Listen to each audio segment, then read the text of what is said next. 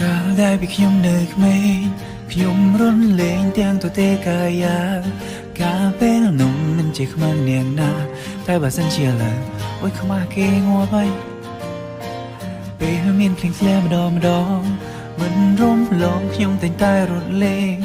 អន់ស្លៀកខោរត់តែពេញនឹងឯងមិនដែលក្រែងពីចិននាងណាពេលចូលបឋមសិក្សាមានសង្សារតាំងពីថ្នាក់ទី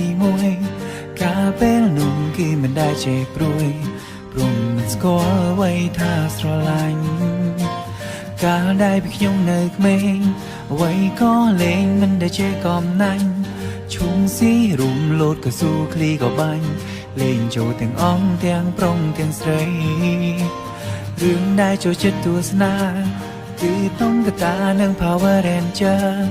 ដល់ធំឡើងមើល Cartoon Network មើលឡើងម៉ែថាយីនេះ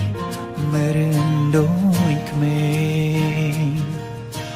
ទួងខ្ញុំលេងច្រើនក៏មិនដែលភ្លេចការសិក្សាទួងយ៉ាងណាក៏ខំស្វាត់ជានឹងទួងខ្ញុំលេងច្រើន